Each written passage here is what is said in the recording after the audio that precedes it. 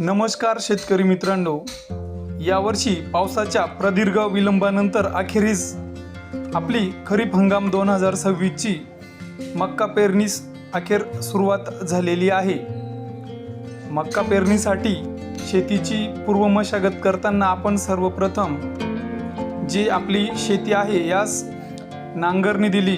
नांगरणीनंतर रोटावेटरने एकदा रोटावेटर मारला आणि त्याच्यानंतर आता जो नांगर आहे त्याच्याने बेले पाडून आणि मक्का टाकण्यास आपण सुरुवात केलेली आहे। चालू वर्षी आपण अडवांटा या कंपनीचं मक्का बियाणं पेरतो आहे आणि सोबत रासायनिक खतांमध्ये 10-26-26 हे आपल्या शेतास देत आहोत। आता मक्का पेरणी करताना जे 2 सरींमधला अंतर आहे हे साधारण 1.5 बाय 1.5 असणार आहे। आपण जर आपल्या चॅनलवर नवीन असाल तर अशाच शेतीविषयक विविध माहितीसाठी आपल्या चॅनलला सबस्क्राइब करून घ्या आणि बेल आयकॉनला क्लिक करा। आपण मक्का पेरताना साधारण अर्धा ते 1 फूट पर्यंत 2 बियाणांमध्ये अंतर हे ठेवत आहोत। बघा, पाणी व्यवस्थित झाल्याने जमिनीमध्ये चांगला ओलावा हा आलेला आहे आणि याचमुळे आम्ही पेरणी करण्याचा निर्णय घेतलेला आहे।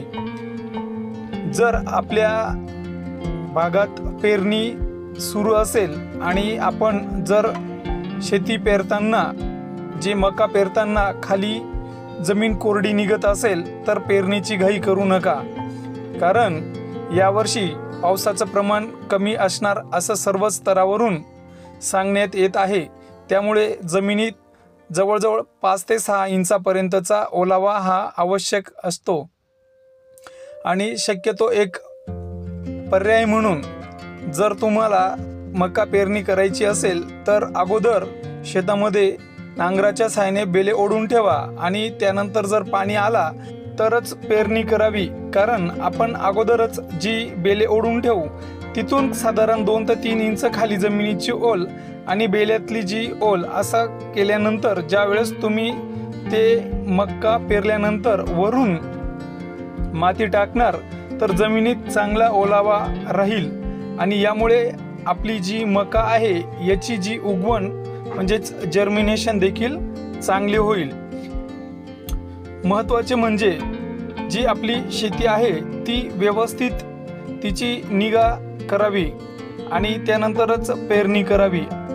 आता बघू शकता तुम्ही, आपण ट्रॅक्टरच्या साहाय्याने शेती तयार करत आहोत। आपल्या शेतामध्ये जवळजवळ अगोदर आपण कपाशीचा मागील व्हिडिओमध्ये बघितलं की आपण जवळजवळ 4 ते 5 एकरमध्ये कपाशी या वाणाची लागवड यावर्षी केलेली आहे। त्याचा देखील व्हिडिओ तुम्हाला आपल्या चॅनलवर बघायला मिळून जाईल की आपण कशा प्रकारे सदर कपाशीची लागवड केली, त्याच्यानंतर त्यांना पहिला डोस कोणता दिला याची देखील माहिती मागील व्हिडिओमध्ये आहे, त्यावर जाऊन देखील आपण बघू शकतात।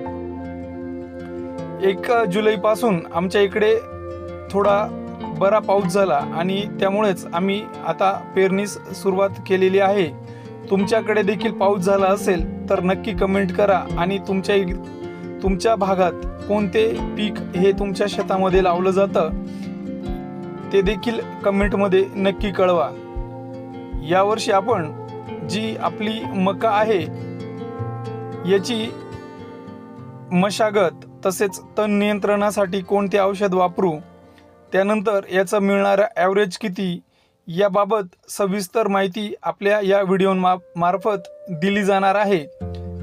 त्यामुळे आपण आपल्या चॅनलला सबस्क्राइब करून ठेवावे, जेणेकरून कुठलाही आपण अपडेट म्हणजेच व्हिडिओ शेअर केला तर आपणास व्हिडिओच्या माध्यमातून तात्काळ माहिती ही मिळेल। आपण बघू शकता की आम्ही रासायनिक खताचा वापर हा थोड्या कमी प्रमाणातच करतो, कारण रासायनिक खताचा अति वापरामुळे शेतीचं नुकसान होऊ नये म्हणूनच। तर हेच होतं थोडक्यात आणि अतिशय महत्त्वपूर्ण अपडेट। व्हिडिओ आवडल्यास इतर जणांपर्यंत शेअर करा आणि चॅनलला सबस्क्राइब करून घ्या। पुन्हा एकदा धन्यवाद। जय महाराष्ट्र।